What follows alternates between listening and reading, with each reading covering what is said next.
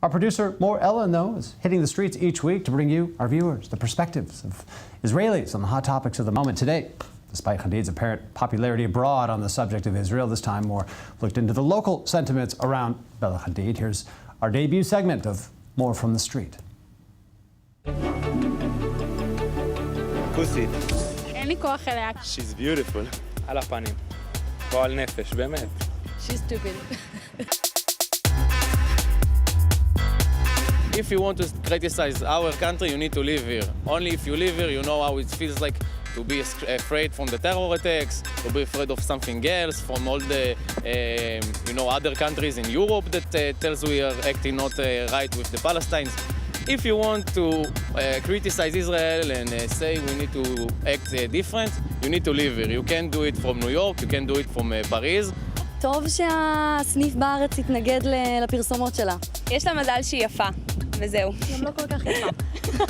She has a lot of power to influence people, and I don't think she used it, I don't say correctly, but in justice, because it feels to me when I read and I see that she has like no sense in the words and what she's posting, and it's not related to anything. למה העולם מקבל ילדה בת 24 שלא ראתה, שכל העבודה שלו זה להיות קולב לבגדי ים בתור מקור חדשות מהימן, כאילו זה פשוט לא מתאים, וזה פשוט מעיד על כל הבורות שלה.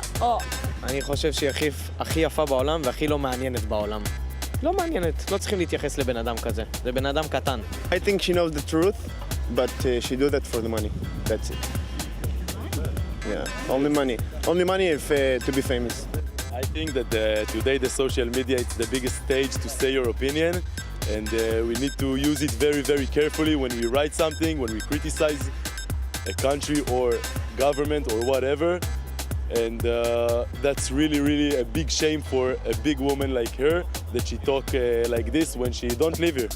She need to be here to understand. אין כל כך מה לעשות עם זה, כי כאילו, בסופו של דבר היא בן אדם וזה הדעות שלה, אבל זה שהיא משפיעה על הרבה אנשים שלא נמצאים פה ולא חווים את מה שאנחנו חווים, זה משפיע. Like she thinks she knows something, but she's Bella Hadid. I mean, she's not a politician. She doesn't know anything about the situation. She just posts stupid stuff, and then it's a problem for Israelis and Jews all over the world. We want peace, and she doesn't want peace, I think. She wants war. She wants everybody against everybody, but it's not a solution.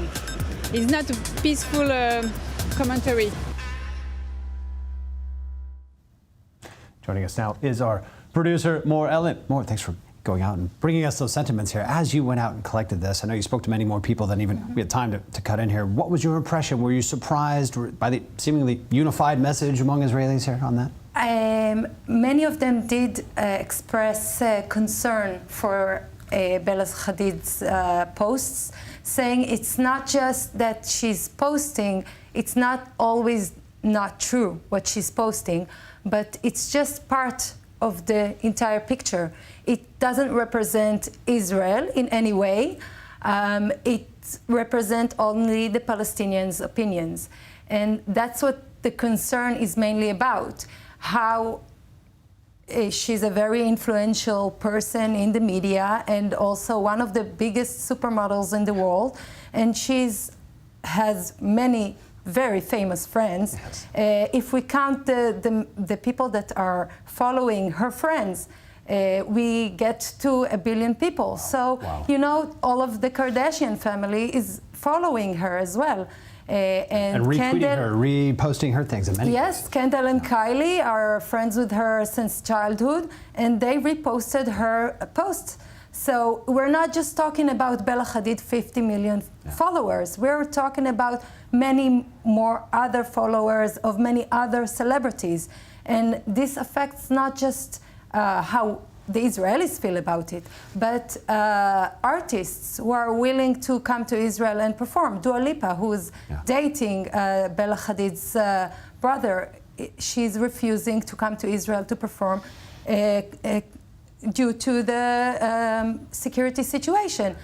Same goes for The Weeknd. The Weeknd just last week announced that he's not going to come to Israel because of his ideological feelings about the situation.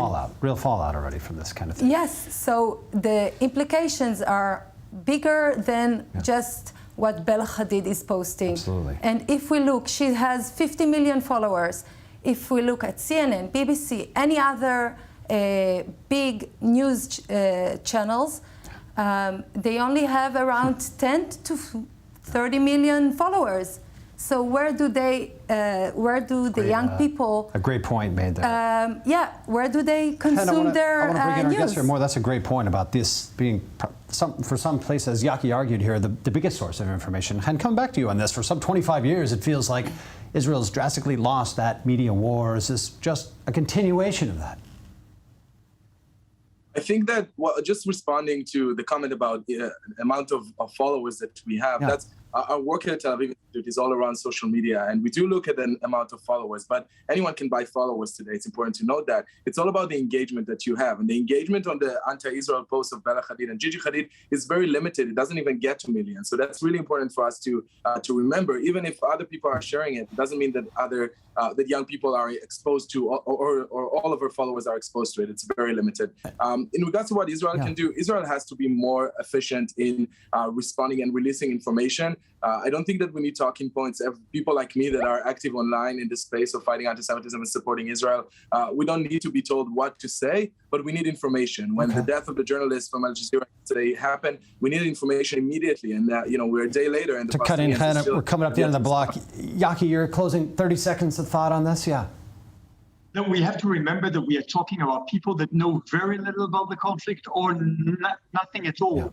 We're not speaking about knowledgeable people, and those people go to the social media and they take it from influentials, and this is exactly the place that we have to work on a daily basis, on an hourly basis, and not only responding, but in initiating and supplying as much information as we can, because those people shape their opinions based on that. Important conversation. I appreciate you being with us. Yaki Dayan, Chen Mazik, of course, and our producer, Mor Ellen. Thank you so much for bringing us Thank you for having all me. that to discuss. And we'll be back after another short break with more here on Zoom In.